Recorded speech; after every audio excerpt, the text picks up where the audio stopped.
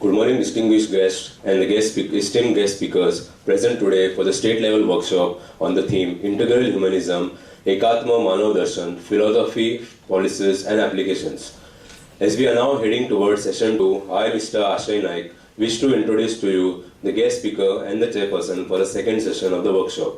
As we all know, the theme for this session is Ekatma Manav Darshan with reference to its social and governance aspects.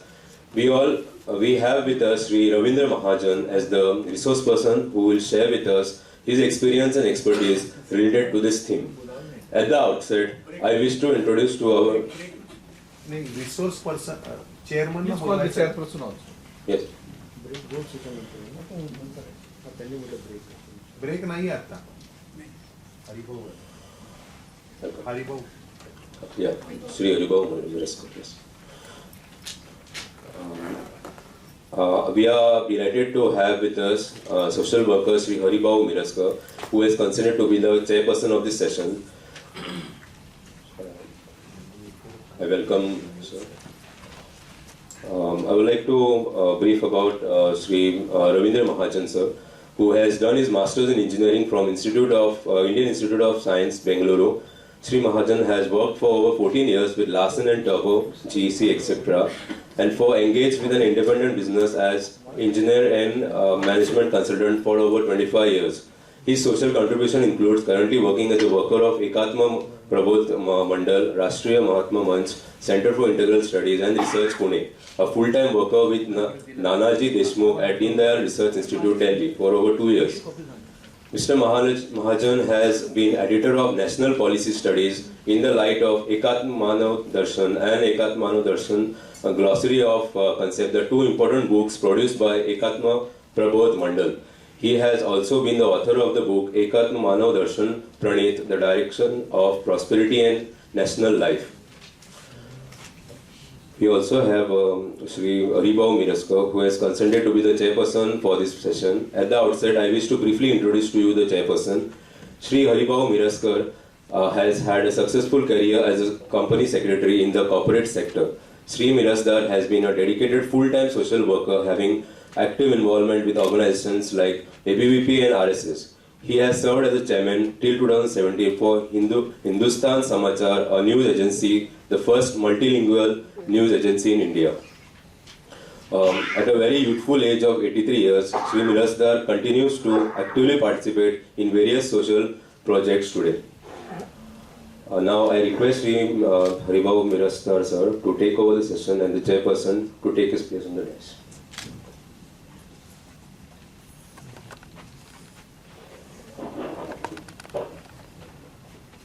नमस्कार. ये इस सत्र में हम दो महत्वपूर्ण पहलुओं को छूने जा रहे हैं. छूने जा रहे हैं इसलिए मैं कह रहा हूँ क्योंकि पूरी बात तो नहीं हो सकती, क्योंकि ये विषय बहुत व्यापक है. तो दो पहलू है, एक तो सामाजिक पहलू और दूसरा है अभिशासनिक पहलू. अभिशासनिक यानी गवर्नेंस पहलू. ये दोनों पहलुओं के महत्वपूर्ण मुद्दे हम देखेंगे. ये वर्कशॉप के लिए हम लोगों ने एक हैंडआउट बनाया है और जो आपको कार्यक्रम के बाद आज या कल आपको एक उसकी सॉफ्ट कॉपी मिल जाएगी. तो इस सेशन में मैं वो सारे पहलू के जो मुद्दे हैं वो तो कवर नहीं कर सकते हैं, तो कोई उससे हट के और जो महत्वपूर्ण पहलू है वो मैं आपके सामने रखने की कोशिश करता हूँ. जैसा किसी भी देश की प्रगति होनी है तो वो प्रगति समाज की होती है. समाज की होती है यानी परिवारों की होती है. परिवारों की होती है यानी व्यक्तियों की होती है. तो पहले सबसे जो मूलभूत विचार करना पड़ता है कि हमारी सामाजिक व्यवस्था क्या हो, और फिर ये सामाजिक व्यवस्थाओं से फिर आर्थिक व्यवस्था और प्रशासनिक व्यवस्था, शासनिक व्यवस्था, अभिशासनिक, जैसे मैंने कहा, शिक्षा व्यवस्था, ये सारी व्यवस्थाएं समाज को अपने लिए इवॉल्व करनी पड़ती है। और वो दृष्टि से समाज ये व्यवस्थाएं चलाकर उसमें समय समय पर जो उचित आवश्यक बदल है, जो परिवर्तन करना है, वो करते हुए समाज आगे जाता है।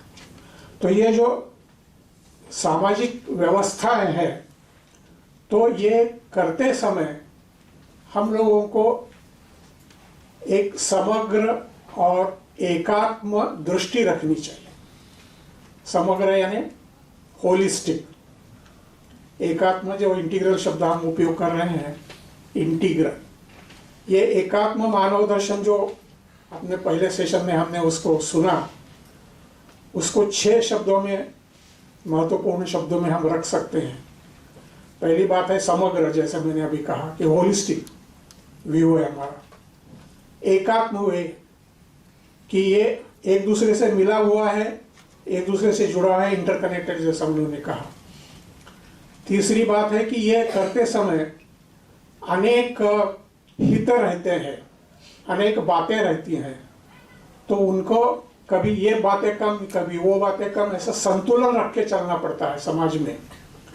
चौथी बात है कि ये इसका समन्वय करके, इसमें से क्या लेना, इसमें से क्या नहीं लेना, ये समन्वय और धारण क्षमता, सस्टेनेबिलिटी, और जो भारतीय एक विचार है कि भारतीय आदर्श है कि पूर्णत्व का, परफेक्शन, व्यक्तिगत परफेक्शन, सामाजिक परफेक्शन, कामों में परफेक्शन, आध्यात्मिक परफेक्शन, सब दृष्टि से ये पूर्णत्व की ये 6 शब्द, ये 6 जो अवधारणाएं हैं, कॉन्सेप्ट्स हैं, ये मिलाकर महत्वपूर्ण जो हमारी एकात्म मानव दर्शन या भारतीय संस्कृति या सनातन भारती, इनकी ये 6 महत्वपूर्ण अवधारणाएं हैं। और ये हमारे मापदंड भी हो सकते हैं। अगर कोई भी नीति हो तो ये नीति अच्छी है कि बुरी है, ये देखने के लिए ये 6 मापदंडों का हम उपयोग कर सकते हैं।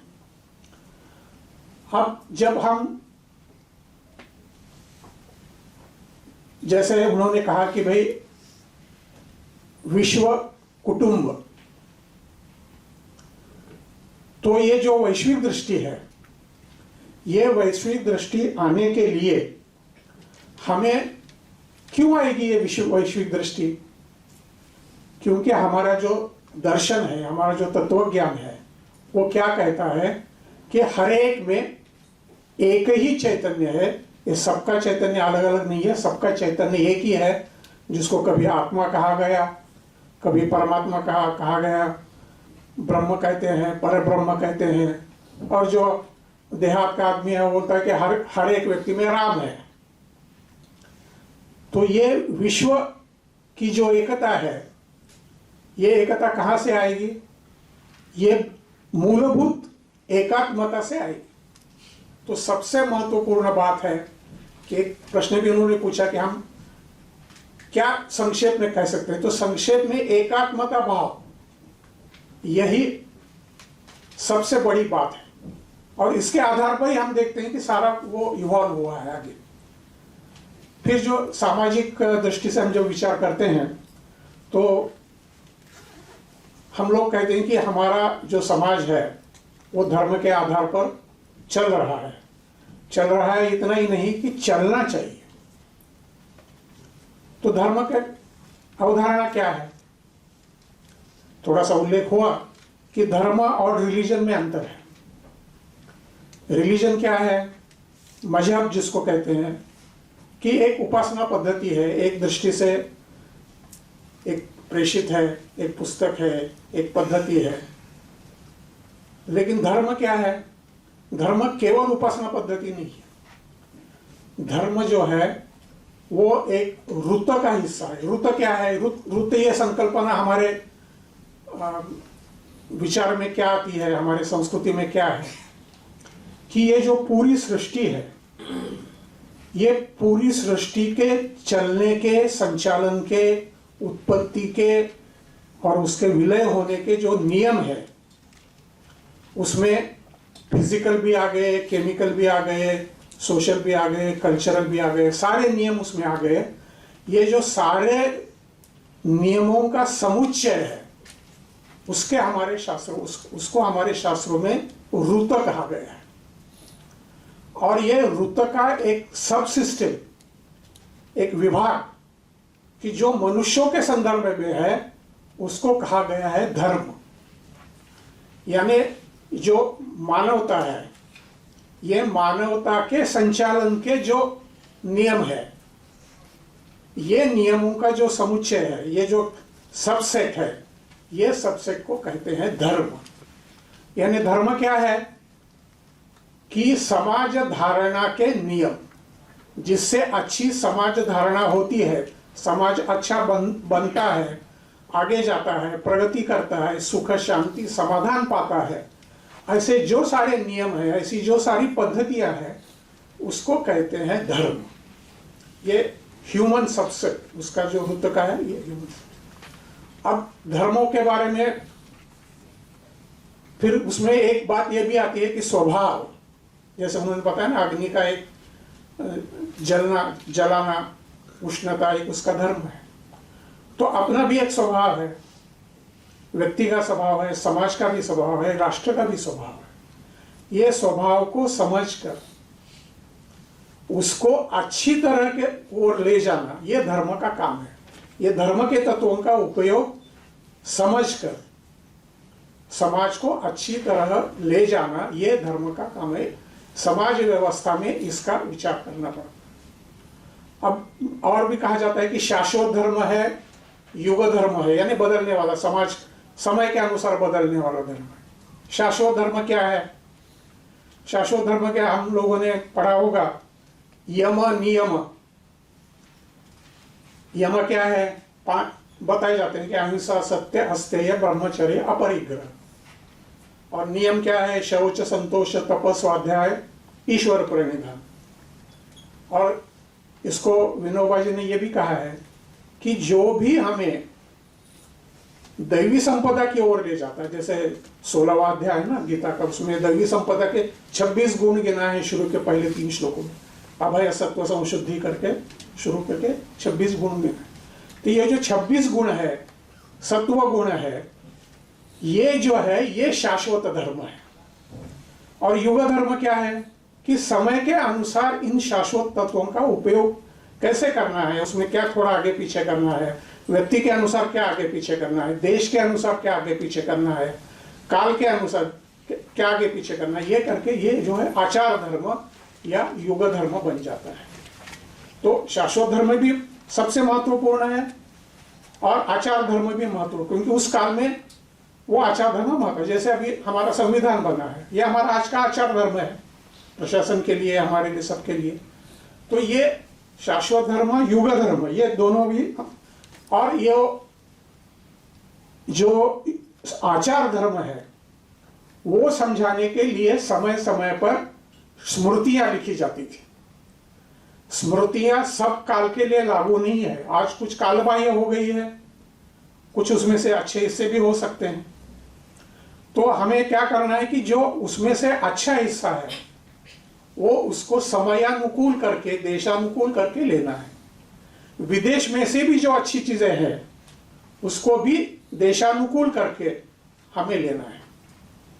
तो ये सारी जो धर्म का जो विचार करते हैं हम, ये धर्म का विचार में ये सारी चीजें आती है। और धर्म से ही नीति तत्व आते हैं। मैं अच्छा बर्ताव करूं, इसका कारण क्या है? तो इसका कारण धर्म है, और धर्म के पीछे तत्व ज्ञान है। तत्व ज्ञान यानी जो पहली बात मैंने बताई कि हम सब में एक ही तत्व है, तो हम एक सबसे जुड़े हैं। तो हम जब किसी पर अन्याय करते हैं या किसी को तकलीफ देते हैं तो वास्तव में हम अपने आप को ही तकलीफ दे रहे हैं, और किसी की हम मदद करते हैं तो हम अपने आप को ही मदद कर रहे हैं। ये बात जब हमारे मन में रह जाती है, मन में बस जाती है, तो आदमी अच्छा बर्ताव करने लगता है।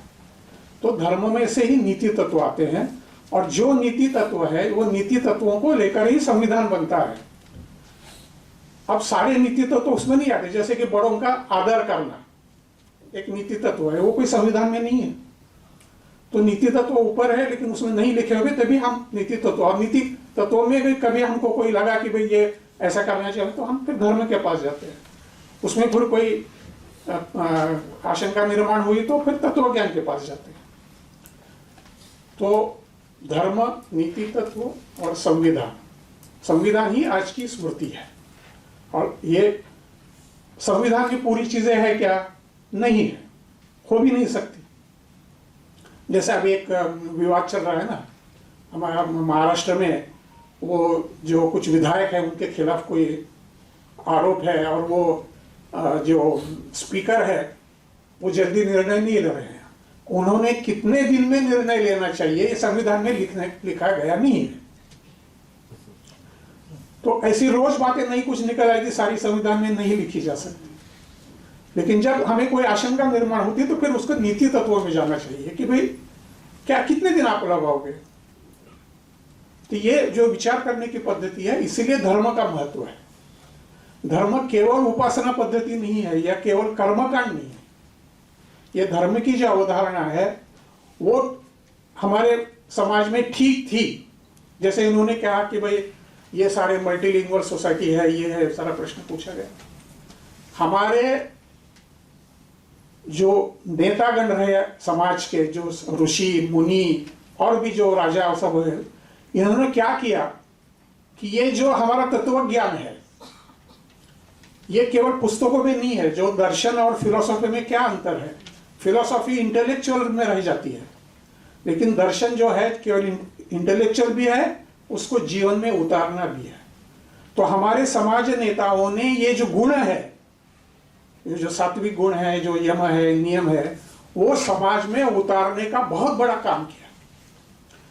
आज हमारा जो समाज चल रहा है वो केवल डंडे पे नहीं चल रहा है, क्योंकि हमारे में वो गुण है, वर्षों से, हजारों साल से आए हुए हैं। उसके आधार पर हमारी कुटुंब व्यवस्था, हमारी परिवार व्यवस्था ये ठीक चल रहा है। तो ये उतारना जीवन में, ये धर्म का केवल नियम है ऐसा नहीं है। धर्म है और धर्म पालन, आचार प्रभवो धर्म, धर्म यह आचरण में आना चाहिए, ये सबसे बड़ी इंपॉर्टेंट। तो सामाजिक दृष्टि से ये बड़ी महत्वपूर्ण बात। फिर समाज, हम आदर्श समाज बनाना चाहते हैं। आदर्श समाज के लिए आदर्श परिवार चाहिए। आदर्श परिवार के लिए आदर्श व्यक्ति चाहिए। आदर्श व्यक्ति का बहुत विवरण प्रस्तावना में आ गया पहले सत्र में। आदर्श कुटुंब व्यवस्था भी हम सब लोग जानते हैं, उस पर कहेंगे। आदर्श समाज के लिए जो स्वतंत्रता है, स्वाधीनता है, उसको बचाकर हर व्यक्ति की जो एक आस रहती है उसको उचित अवकाश देकर, धर्म के नियम में रहकर सुख समृद्धि की ओर जाना, वैसा वायुमंडल तैयार करना, वैसे नियम करना, वैसे परिस्थिति निर्माण करना, और ये हासिल करके अपने ओर से विश्व का भी जो हमारे ऊपर दायित्व है वो भी, उसको भी पूरा करना, ये हमारी आदर्श समाज की कल्पना है। हमारा क्या, जैसे ये वसुधैव कुटुंबकम, वो कैसे हम करेंगे? तो कृण्वन्तो विश्वम आर्य, आर्य यानी अच्छा व्यक्ति। अच्छे व्यक्ति, दुनिया भर के अच्छे व्यक्ति बने, कृण्वन्तो विश्वम आर्य, ये हमारा साधन है। और वसुधैव कुटुंबकम ये हमारा साध्य है। तो ये आदर्श समाज, आदर्श कुटुंब व्यवस्था, आदर्श व्यक्ति, इसकी ओर जितना हम जा सके उतना हम सुखी समृद्ध रहेंगे। समाज और व्यक्ति का थोड़ा सा उल्लेख हुआ पहले सत्र में। समाज और व्यक्ति में एक जो पश्चिम में माना जाता है कि अंतर्विरोध है, ऐसा हम नहीं मानते। अंतर्विरोध नहीं है, वो तालमेल बैठकर ही सब चलता है और चलना भी चाहिए। एक हमारे यहाँ कल्पना है कि समाज यज्ञ, समाज चक्र, जैसे व्यक्ति है उसको शिक्षा दी जाती है परिवार में, स्कूलों में, समाज में, और वो फिर काबिल बनकर कुछ समाज का कार्य करता है।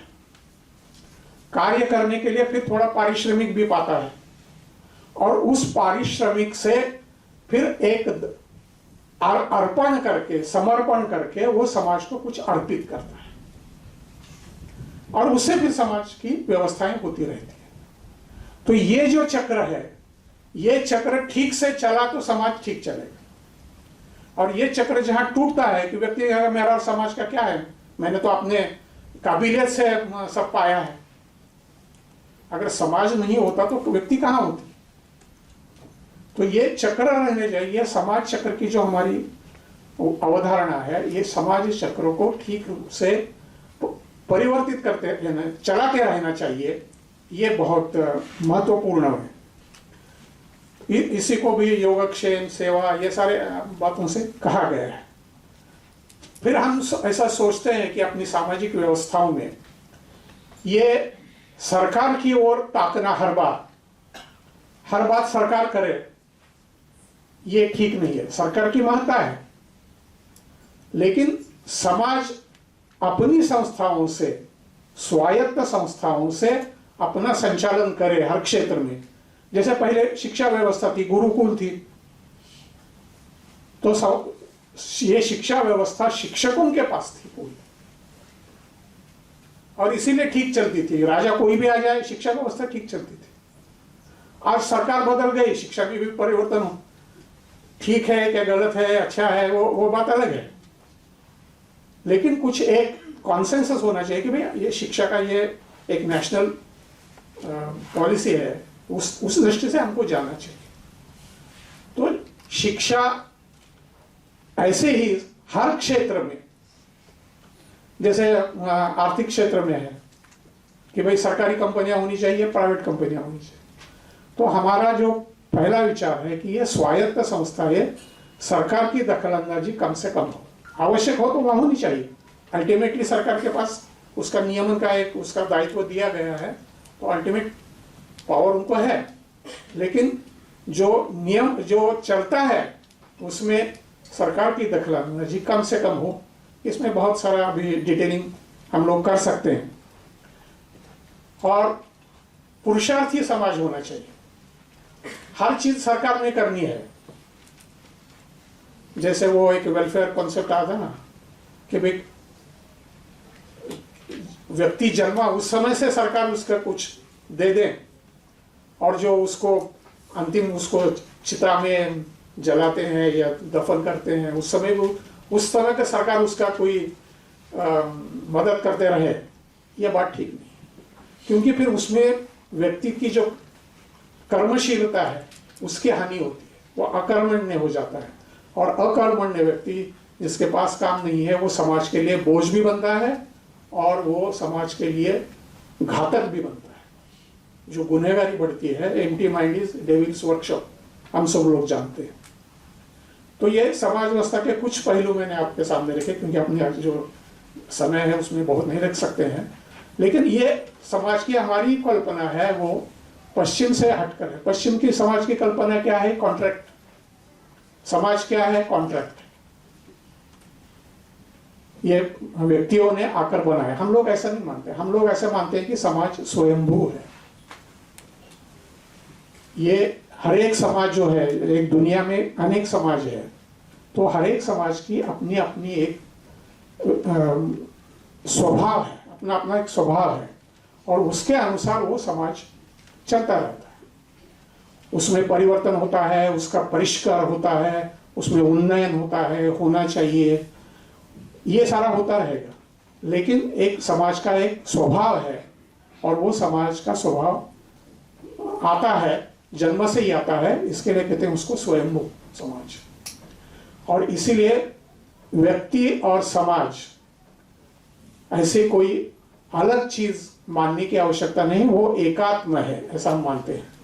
क्योंकि जो कॉन्ट्रैक्चुअल थ्योरी है, कॉन्ट्रैक्ट में क्या रहता है, जैसे व्यक्ति एकत्र आते हैं तो वो रिसीडियल पावर किसके पास है कि जो उसमें लिखा हुआ नहीं है, उसके जो अधिकार हैं वो व्यक्ति के पास है। जो अगर व्यक्ति आकर समाज बनाते हैं तो रिसीडियल पावर्स व्यक्ति के साथ रहती है। तो ये ऐसा हम यहाँ नहीं मानते, हम दोनों एक ही मानते हैं एकात्म ही मानते हैं।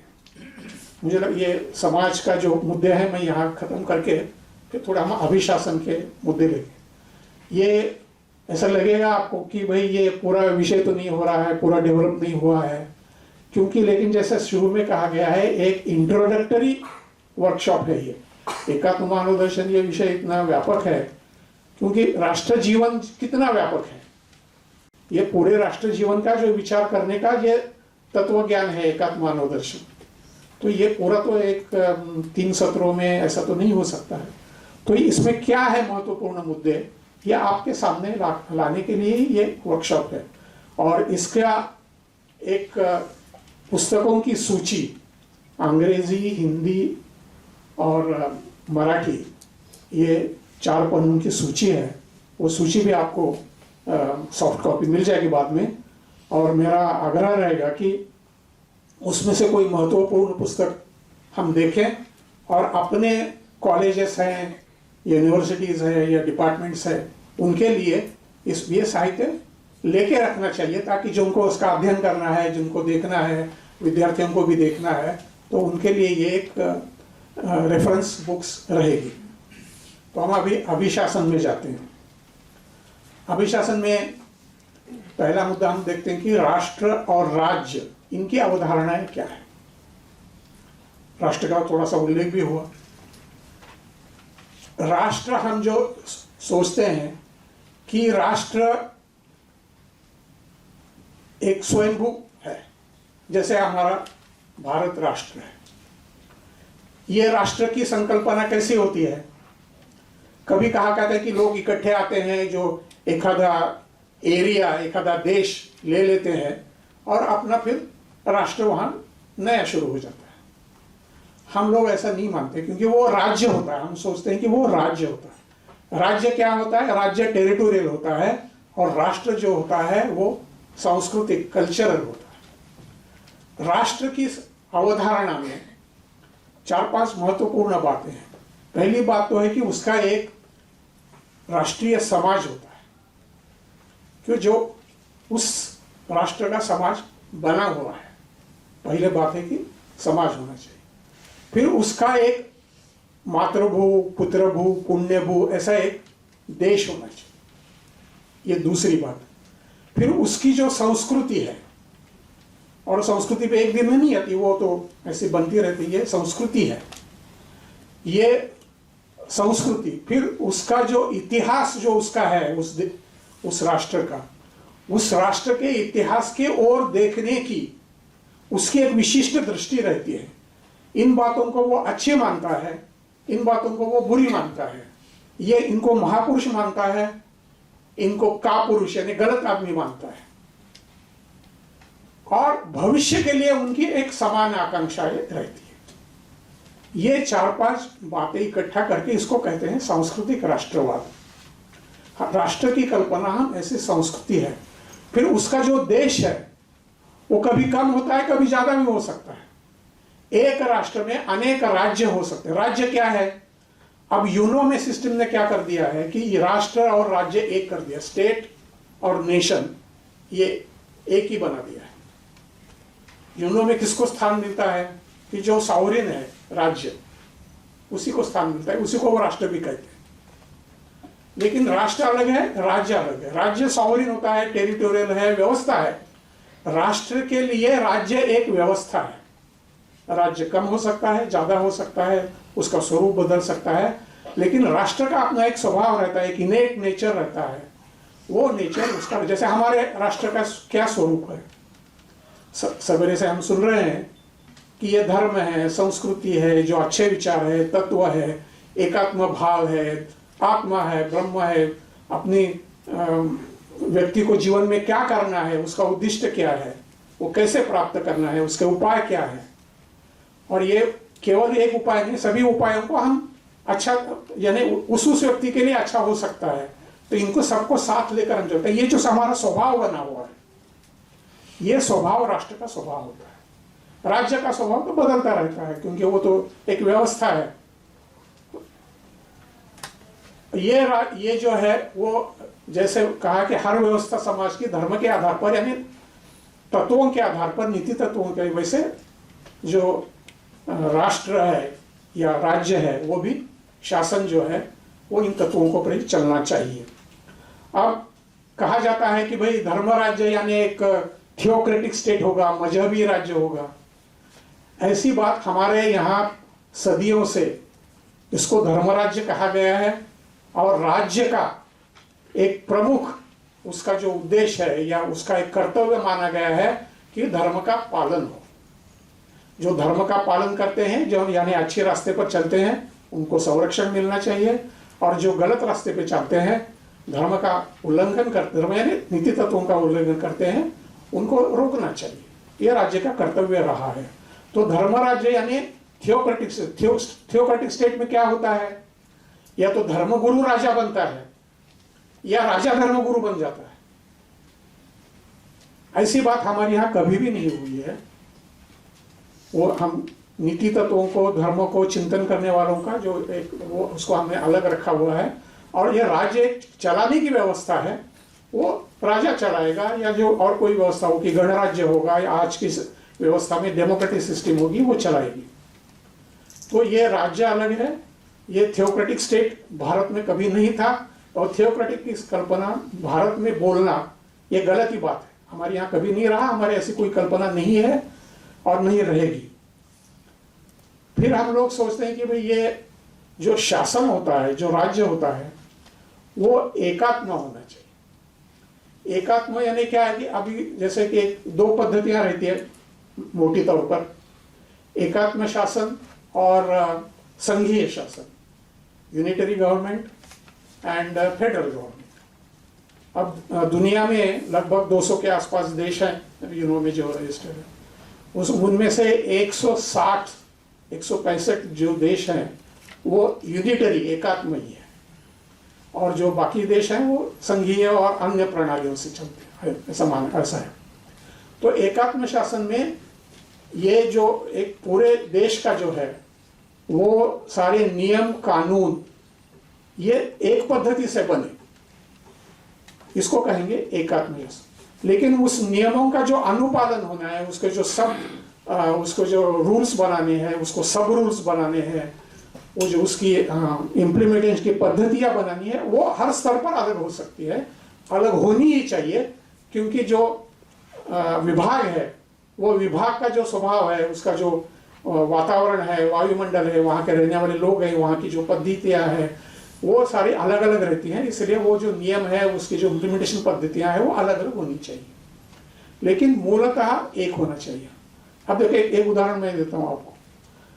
अब जो जहाँ विदेशी निवेश आता है, फॉरेन इन्वेस्टमेंट आती है, ये फॉरेन इन्वेस्टमेंट आनी चाहिए कि नहीं चाहिए वो बात अलग है, लेकिन जो आती है तो ये केंद्र स्तर पर भी उसका संयोजन होना चाहिए। नहीं तो क्या होता है, वो लोग विदेशी लोग क्या करते हैं, एक स्टेट को दूसरे स्टेट के खिलाफ लड़ाते हैं। ये बोलता है ये हमें सेल्स टैक्स 5 साल के लिए माफ करने वाला है ये स्टेट, तो दूसरे स्टेट को कहते हैं कि भाई ये 5 साल का था, आप कितना करोगे, तो बोले हम 7 साल के लिए करेंगे। तो अच्छा, तीसरा स्टेट कहते हैं मैं 10 साल के लिए माफ करूंगा। इसमें नुकसान किसका हुआ, देश का हुआ। तो ये एकात्म शासन कुछ बातों में केंद्रीय स्तर पर ही होना चाहिए, जैसे कम्युनिकेशन है, सुरक्षा व्यवस्था है, और विदेशों से डील करना है, ये सारी बातें केंद्रीय स्तर पर होनी चाहिए। एकात्म, अब देखो हम ऐसा है ना, हम भारत माता एक हमारी श्रद्धा का विषय है, तो अगर संघीय शासन है तो क्या फिर महाराष्ट्र माता, गोवा माता, कर्नाटक माता ऐसे होगी क्या? नहीं हो, एक ही होना चाहिए। भारत माता जो हमारा श्रद्धा का विषय है, अनेकों साल से वंदे मातरम वो चला, वो हमको प्रेरणा देता है, और वो फिर कर्नाटक माता या महाराष्ट्र माता तक रुकेगी क्या? बात नहीं रुकेगी। मतलब मेरा जिला परभणी जिला है, परभणी माता चाहिए, वो तो बात कहाँ जाएगी? तो ये एकात्म शासन की जो एक अभिव्यक्तियां हैं, उसके जो एक इम्प्लीकेशंस है, वो हम लोग तो एकात्म शासन की आवश्यकता है। अब जब ये संविधान बन रहा था तो उस पर काफी चर्चा हो रही थी, कोई भी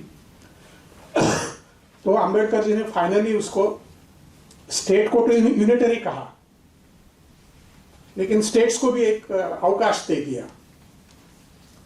लेकिन हमको सोच समझकर एकात्म शासन की ओर जाना चाहिए।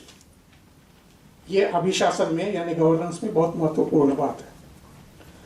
सत्ता का, अधिकार का, जिम्मेवारी का, इम्प्लीमेंटेशन का विभक्तिकरण भी होना चाहिए और विकेंद्रीकरण भी होना चाहिए। विभक्तिकरण क्या है? जैसे कि हमारे कॉन्स्टिट्यूशन में अभी है कि जो जुडिशियरी है वो अलग है, सत्ता का विभक्ति। जो सरकार है वो न्याय नहीं कर सकती, यानी जजमेंट नहीं दे सकती, जजमेंट केवल जुडिशियरी की। लेकिन जो विभक्तिकरण है वो जो पूरा होना चाहिए तो हुआ नहीं। जैसे कि जो कानून बनाते हैं वही इंप्लीमेंट करते हैं, इससे क्या होता है? ज्यादती होती है। वास्तव में ये जो एमपीज है या विधायक है, एमएलएज हैं, इनका क्या कर्तव्य है? कर्तव्य तो लिखा गया नहीं। क्या करेंगे काम थोड़ा लिखा गया कि वो कानून पास करेंगे। अब हमारे जो विधायक हैं, एमपीज है, कानून पर कितनी चर्चा करते हैं, कानून पारित करने में, कानून अच्छा बने इसके लिए कितना समय लगाते हैं, और बाकी अन्य कामों के लिए कितना समय लगाते हैं, हम सब लोग जानते हैं। तो जो उनका मुख्य काम होना चाहिए था, तो जो कानून बनाए, फिर अगर मैं ही सत्ताधारी हूं तो मैं अपने लिए अपने हिसाब से कानून बनाऊंगा। तो इसका पूरा विभक्तिकरण, सत्ता का विभक्तिकरण, आर्थिक सत्ता का भी विभक्तिकरण, यानी सरकार कारखानदार या व्यापारी नहीं बने। कोई एक आध बार यानी एक विशेष परिस्थिति में कुछ करना पड़ता है, वो बात अलग है। लेकिन जनरली साधारण तौर पर सरकार इसमें दखलंदाजी नहीं देनी चाहिए। आर्थिक भी विभक्तिकरण, ये विभक्तिकरण हो गया। और विकेंद्रीकरण ऐसा है कि सारी सत्ता केंद्र के पास हो, सारी सत्ता के राज्य के पास हो, मुख्यमंत्री के पास हो या कलेक्टर के पास हो, ऐसा नहीं है। ये ग्राम पंचायत के लेवल तक जाना चाहिए। ये जो 73rd एंड 74th अमेंडमेंट हुए हैं कॉन्स्टिट्यूशन में, ये उस तरह का अच्छा कदम था। लेकिन वो उसके साथ जो नियम बनने चाहिए थे और जो उनको अधिकार देने चाहिए, जो उनको संसाधन देने चाहिए थे, रिसोर्सेज देने चाहिए थे, वो दिए गए नहीं है। बहुत सारे राज्यों में नाम मात्र कुछ ना कुछ कर दिया गया है, लेकिन सारे किसी भी राज्य में उनको पूरा कोई ऐसा अपना काम चलाने के लिए जो संसाधन चाहिए, जो अधिकार चाहिए, वो दिए गए नहीं है। क्यों ये विकेंद्रीकरण की क्यों आवश्यकता है? क्यों? हम जानते हैं कि power corrupts and absolute power corrupts absolutely, सब जगह लागू पड़ता है। तो इसीलिए अगर विकेंद्रीकरण होगा तो इसका जो मिसयूज है वो कम होगा।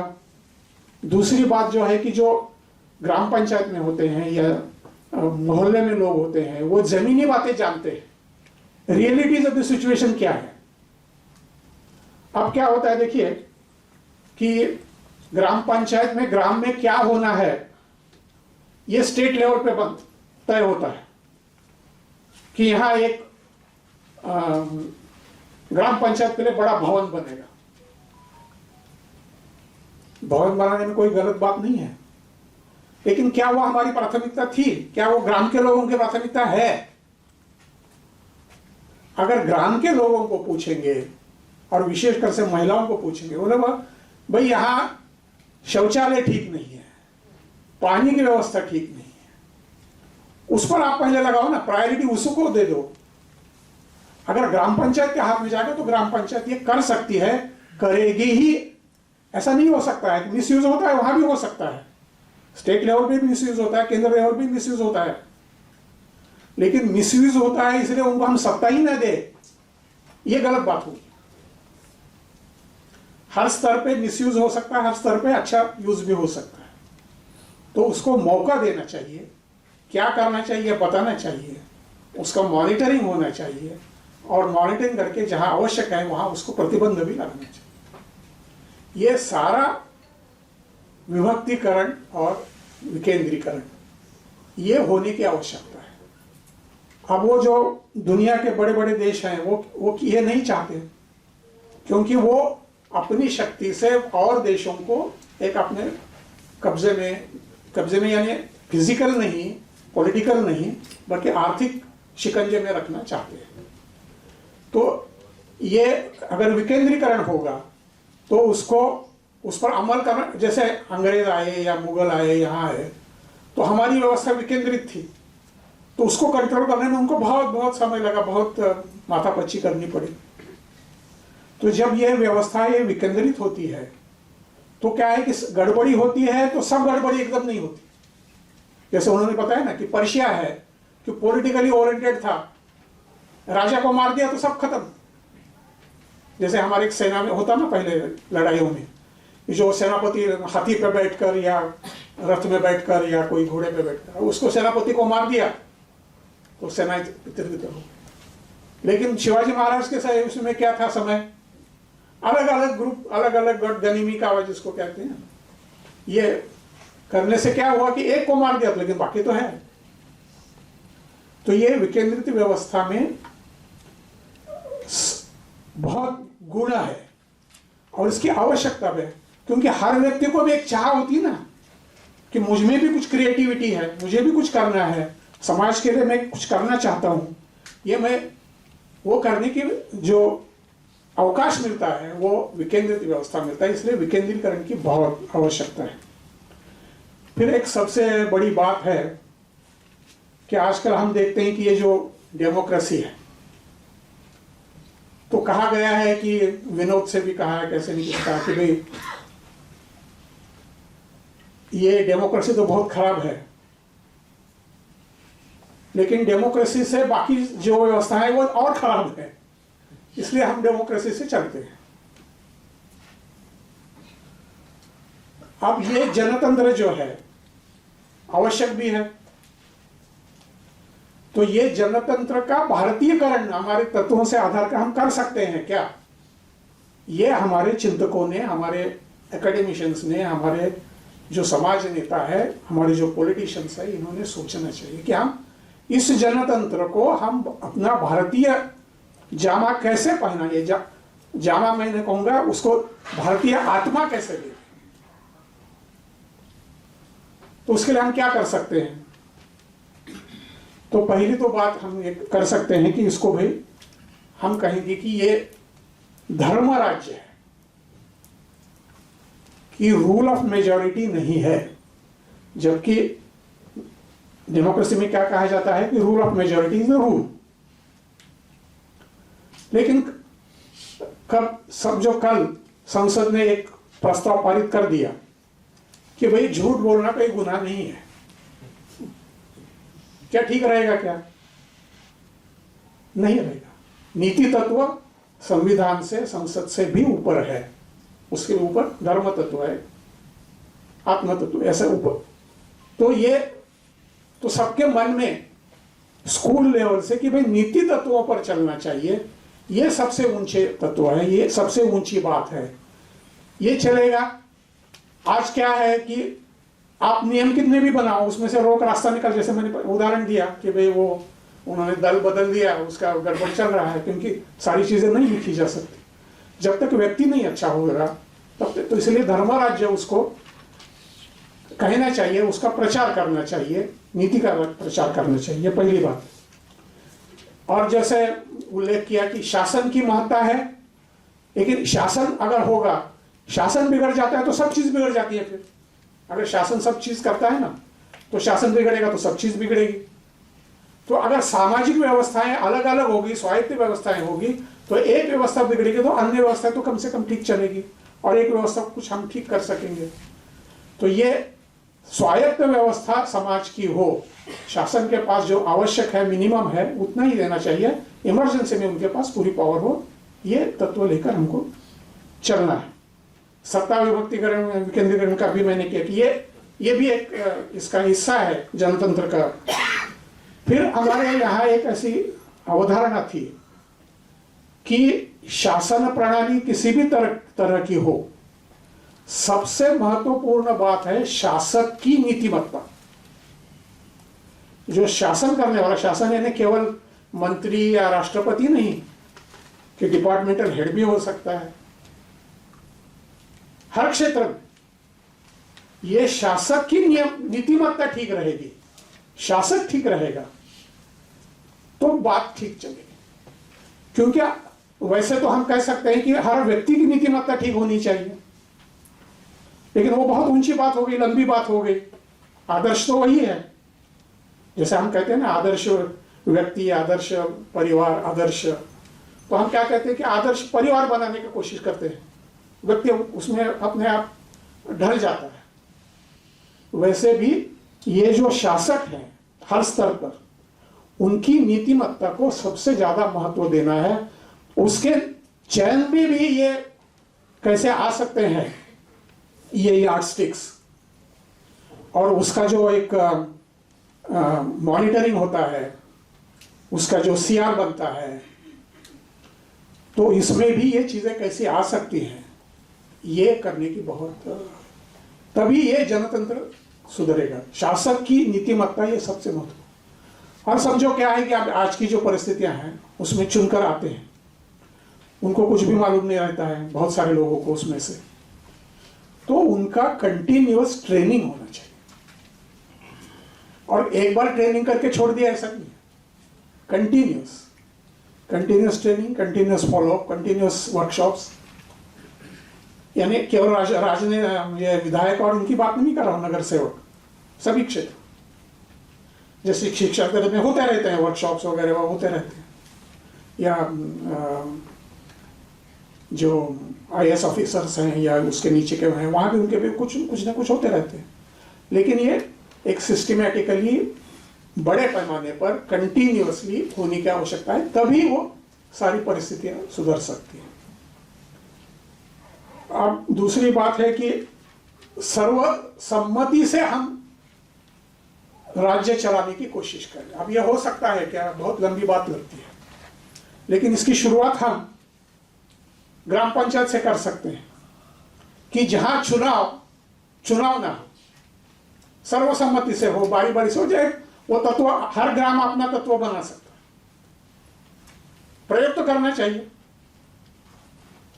और फिर ये जो सर्वसम्मति से पारित होगा उतना ही इंप्लीमेंट होगा, बाकी का हम धीरे धीरे देखेंगे। मेजॉरिटी के आधार पर आगे जाना, यानी वो जो मेजॉरिटी में नहीं है उन पर अन्याय है। हम लोग कभी मेजॉरिटी का सुख ऐसा नहीं मानते, हम सर्वजन सुख है, सर्वजन हिता है, और केवल सुख भी नहीं, उसका हित, उसका कल्याण, उसका हित किस, यानी उसका अच्छापन किस, अच्छा उसके लिए क्या अच्छा, जैसा बच्चा है, लड़का लड़की है, उसको अपना हित हर बार मालूम होता है, ठीक से समझ में आता है ऐसे नहीं है, लेकिन माता पिता है और अभिभावक है, वो उसका हित देखते रहते हैं। तो ऐसे शासकों को भी अपने जो समाज के जो घटक हैं उनका हित देखना चाहिए, केवल सुख नहीं। और केवल उनको तो लुभाना है, ये तो बात ही गलत है एकदम। आजकल जो केवल लुभाने की बात चल रही वो तो एकदम ही गलत है। अब जो हमारी विधायिका है, राज्य स्तर पर है या केंद्रीय स्तर पर है, उसमें टेरिटोरियल रिप्रेजेंटेशन है। एक जिले से चुनकर आता है या कहीं से चुनकर आते हैं, तो वहां उसके साथ व्यावसायिक प्रतिनिधित्व भी देने की आवश्यकता है। जैसे कि भाई सीए की एक बॉडी है, तो सीए के जो प्रश्न है, सीए के दृष्टि से देखने के, जो बारीकी से देख, उनका भी एक प्रतिनिधि वहां प्रतिनिधि होनी चाहिए। तो जब वैसे वो विषय आते हैं तो वो अपना अभ्यास करके वहां विषय रख सकते हैं। वकीलों के होने चाहिए, शिक्षकों के होने चाहिए, ऐसे जो एक बड़े बड़े गुट है व्यावसायिक, उनके प्रतिनिधि भी वहां होने चाहिए। इससे क्या होगा कि एक सर्वसमावेशकता बढ़ेगी। अब और प्रशासन या राज्य की व्यवस्था सुधारने में अभिशासनिक दृष्टि से एक महत्वपूर्ण बात हमारे यहाँ थी प्राचीन काल में, उसको कहा जाता था कि आचार्य कुल या आचार्य परिषद।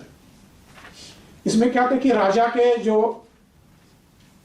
जो नॉर्मल सलाहकार है वो अलग है, मंत्री है वो है, लेकिन जो ऋषिगण थे वो राजा को सलाह दे सकते मांगने पर, अपने आप आके नहीं देते थे, लेकिन फिर उसकी सलाह का राजा पर बहुत बड़ा दबाव आता था, क्योंकि वो तो कोई राजा से बंधे हुए नहीं थे, वो समाज हित में सलाह देते थे।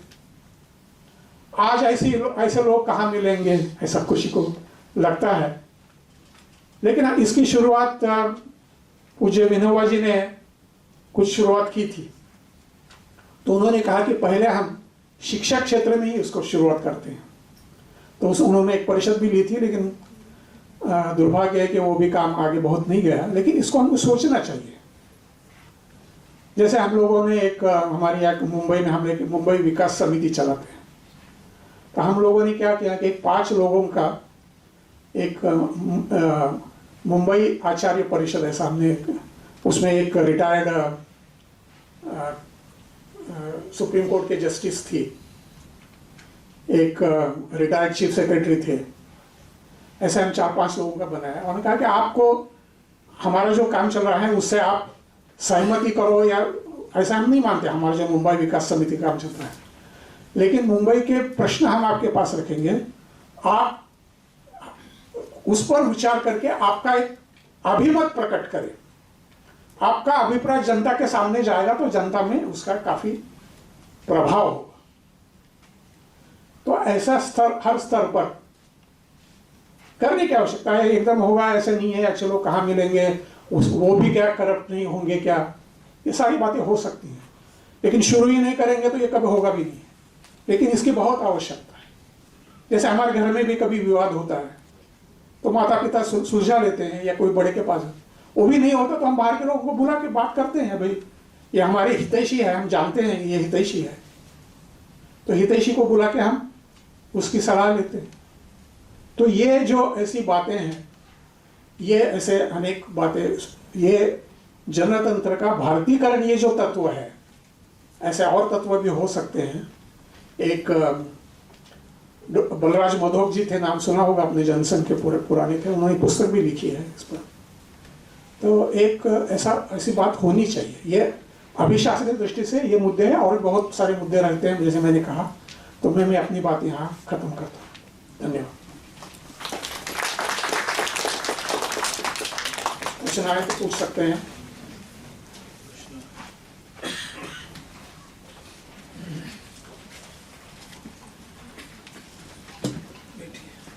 इसको कुछ प्रश्न पूछना है, प्रश्न पूछ सकते हैं।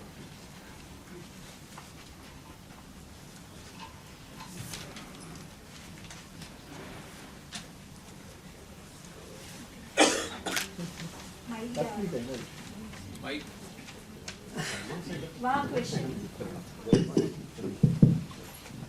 Madam, kindly introduce yourself, please.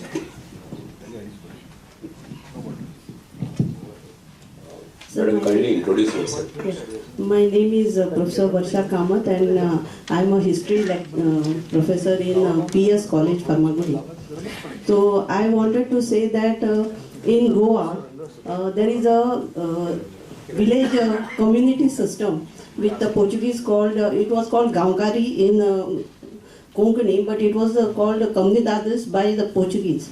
And it was same like as you said, where every Gaonkar had to say yes to the whatever decision they took. And even if one Gaonkar said no, then the decision would not be taken. So when such a Gaonkari system was available in Goa, we could have still preserved it as we preserved the uniform legal system that we have in India.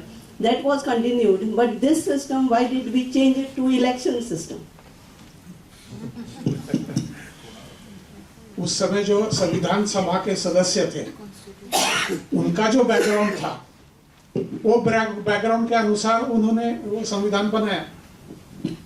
और उस समय एक doctor Ambedkar ji ने ये जो प्रश्न जो रखा था, उन्होंने कहा कि भाई ये जो अस्पृश्यों के ऊपर जो ज्यादतियां हुई, वो ज्यादतियां ग्रामों में ज्यादा हुई, ऐसा उनका मत था, ऐसा उन्होंने मत वहां रखा भी। तो इसीलिए वो ग्रामों को बहुत अधिकार देने के पक्ष में नहीं थे, उनका अपना मत था। बाकी लोगों ने रखा था, आपने जैसा कहा ग्राम पंचायत होना चाहिए, गांधी जी का क्या मत है, गांधी जी ने क्या बोला, और हम उसके विपरीत ही कर रहे हैं। हमारा जो हजारों साल से जो सिस्टम चल रही है, जो वर्किंग थी, जो अच्छी वर्किंग थी, उसको हम क्यों उसका एक भाव तो आना चाहिए, वैसे के वैसा नहीं रखो। ऐसे बहुत सारे लोगों ने रखा, लेकिन ये जो मत है, और बाकी जो वेस्टर्न एजुकेटेड लोग थे उसमें ये मत ज़्यादा प्रभावी हो गया, और इसलिए ऐसे बातों का उसमें ज़्यादा बहु विचार करके उसमें नहीं हुआ उस समय। अब ठीक है, अभी समय चला गया, लेकिन आज हमको लगता है तो हम यहीं से आज शुरुआत करें। शुरुआत प्रचार से करते हैं, फिर बाद में इम्प्लीमेंट होगा जैसे देखना चाहिए।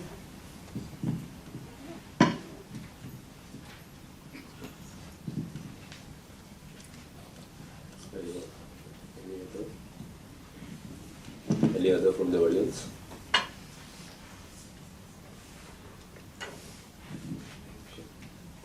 So I thank you, Sri Ravindra Mahajan sir, for your keen insights on this topic, Ekatma Mano Darshan, with reference to its social and governance aspects.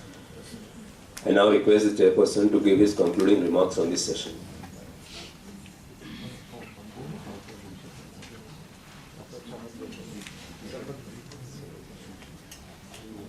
समाज जीवन यह विषय बहुत कॉम्प्लिकेटेड है, समझने के लिए, आचार के लिए, इसलिए उसके ऊपर चर्चा है हमेशा होती रहती है और रहनी चाहिए। कुछ शाश्वत नियम है, कुछ काला के अनुसार चलने वाले नियम है, तो चर्चा तो होते रहेगी, किंतु उस समय जो आवश्यकता, उस आवश्यकता के अनुसार व्यवहार होता है। अभी एक नया विषय आया है, वो ज़्यादातर यूरोप अमेरिका में है, व्यक्ति स्वातंत्र्य का, और उसके लिए एक नया शब्द उन्होंने किया है वकीलम।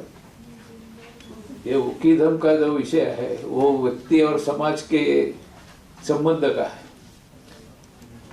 आज वहाँ यूरोप में और अमेरिका में हर एक व्यक्ति को अपना व्यक्ति स्वातंत्र्य की मर्यादा क्या है, इसका कुछ बयान रहा नहीं। कुछ भी हो सकता है, आपको आश्चर्य लगेगा। ऐसा अभी कहा जाता है कि मैं एक पुरुष हूँ, 25 वर्ष का पुरुष हूँ मैं, और मुझे ऐसा लगता है कि मैं अभी कुछ दिनों के लिए, ऐसा कुछ भी हो, मुझे लड़की होना है। तो उस लड़की की स्कूल में, लड़के के कॉलेज में वो जा सकता है, और उसको विरोध करेगा तो विरोध करने वाले भी अभी इतना उसका प्रभाव अभी हो गया है। तो वो लड़का से लड़की हो सकता है, लड़की से लड़का हो सकता है, ये व्यक्ति स्वातंत्र्य के अनुसार होता है, और इसको अभी मान्यता मिल रही है। ये तो कोई कल्पना की बात नहीं है। अब क्या होगा कि अब मुझे सवेरे पुरुष लगेगा, मैं शाम को लड़की महिला हो जाऊंगा, कुछ भी हो सकता है। तो व्यक्ति स्वातंत्र्य की मर्यादा क्या है, इसका भी विचार निश्चित होना चाहिए। अपने यहाँ अभी तो बहुत ज़्यादा उसका प्रभाव नहीं है हिंदुस्तान में, किंतु यूरोप अमेरिका के हर एक बात यहाँ आ रही है। स्पेशली व्यक्ति स्वातंत्र्य की बात तो धीरे धीरे अपने यहाँ के कुछ लोग हैं, वो व्यक्ति स्वातंत्र्य के विशेषतः LGBT की जो समस्या है उसके बारे में कुछ समय उसको लगता है कि मैं पुरुष से स्त्री, स्त्री से पुरुष, इस प्रकार की समस्या ये व्यक्ति और समाज के संबंध का विषय है, और जो संकट आ रहा है उसका भी अपने विचार करना चाहिए। दूसरा जो विषय गवर्नेंस के बारे में कुछ ज़्यादा करना नहीं, क्योंकि हर एक बदलता है। हमारी जो संविधान है, संविधान के अनुसार हमको चलना है। ग्राम पंचायत की जो व्यवस्था है उसके अनुसार हमने कानून किया है, तो ग्राम के अनुसार, ग्राम व्यवस्था के अनुसार ही होना चाहिए। ग्राम पंचायत होना चाहिए, उसके बाद जिला पंचायत होना चाहिए, राज्य का होना चाहिए, केंद्र का होना चाहिए। ये सब व्यवस्था कानून में है। प्रत्यक्ष क्या होता है हमको मालूम है किंतु जो व्यवस्था है वो ठीक तरह से हो, वो प्रामाणिकता से हो। इसके लिए व्यक्ति का विकास होना चाहिए, व्यक्ति प्रामाणिक हो वही करना चाहिए। तो व्यक्ति का विकास हो तब तो बाकी सब व्यवस्था हो सकती है, नहीं तो गवर्नेंस का एक दूसरे को झगड़ा करना यही ग्राम पंचायत में जो होता रहा तो आगे कुछ नहीं हो सकता। तो भिन्न भिन्न प्रकार की जो व्यवस्था है गवर्नेंस की, ये अपने देश में भिन्न भिन्न प्रकार के हैं। कितने प्रकार के हैं, मैं अभी पूर्वांचल में गया था, वहाँ गांव बूढ़ा नाम की व्यवस्था है। हर एक गांव जो 100 कुटुंब है, वहाँ परिवार है, तो उसमें से एक उनका एक बूढ़ा करके होता है, गाँव बूढ़ा करके होता है, और उसके हाथ में उस गांव की सारी पंचायत या सारे बाकी व्यवहार जो है उसके अनुसार, जो गांव बूढ़ा ने कहा तो बाकी सबने सुनना ही चाहिए, और उसने कहा तो नहीं करना तो नहीं करना चाहिए। ये जो स्पेशली ट्राइब्स जो है, नागा है, मिजो है, ये सब उनमें है, ये बरसों से पीढ़ियों से चल रही है व्यवस्था, वो चलती है। तो इस प्रकार के कई जगह पंचायत व्यवस्था है, कई जगह गाँव बूढ़ा की व्यवस्था है, अन्य प्रकार की व्यवस्था है। इन सारे भिन्न भिन्न प्रकार की व्यवस्था जो गवर्नेंस की है, उसके वहाँ के प्रदेश, वहाँ के परिस्थिति, उनके समस्या है, उनके वहाँ का जो वातावरण है, उनकी परंपरा है, परिवार दृष्टि से सभी का विचार करके उसका एक निश्चित निर्णय लेना चाहिए। सभी के लिए एक कानून होगा, सभी के लिए होगा। गोवा में ये का यूसीसी है, कॉमन सिविल कोड है, बाकी सबका उसका विचार चल रहा है अभी, ये करना चाहिए नहीं करना चाहिए, उसके दोनों बाजू है। क्या हो सकता है, अब आप ट्राइबल क्षेत्र में जाएंगे तो उन लोगों का विरोध है, इसके लिए नहीं होना चाहिए हमारे लिए। अब वो हिंदू भी कहते हैं वो भी नहीं होना चाहिए, क्योंकि उनकी परंपरा अलग है। अब हर एक परंपरा के लिए सबके लिए कॉमन ही करना है, तो उसमें बहुत ही सुधार होना चाहिए। भिन्न भिन्न प्रकार के विचारिक समूह है, वहाँ ऐसे समूह का भी विचार होना चाहिए। और ये जो सामाजिक व्यवस्था है, इस सामाजिक व्यवस्था का भी विचार होना चाहिए, गवर्नेंस का भी विचार होना चाहिए। अब हमने एक विषय यहाँ इंट्रोड्यूस किया है, इसमें कितने पहलू है, इसके कितने अंदर जाना है, किसका विचार करना चाहिए, धीरे धीरे हम करेंगे। मेरे ख्याल से आज जो रविंद्र जी ने जो कहा है ये संक्षेप में कहा है, तो अभी धीरे धीरे हम उसको अंदर जाएंगे, उसका विचार करेंगे। मुझे लगता है यहाँ हम रुकेंगे।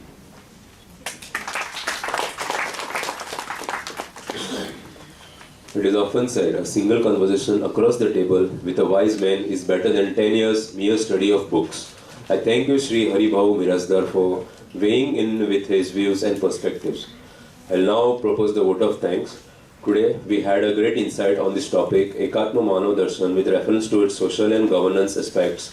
We are grateful to Sri Ravindra Mahajan sir and Sri Haribhau Mirazdar sir for their valuable contemplation and precious time. I'm sure all of us in the audience will leave this place a little richer in thought. Now we will break for tea for 10 minutes. I invite you to help yourself to the refreshments being served outside the hall and to gather back by 12:30. Lime water is also being served. So whoever, right after the break, we'll be starting with the session 3. Post session 3 there will be lunch, so kindly keep this in mind.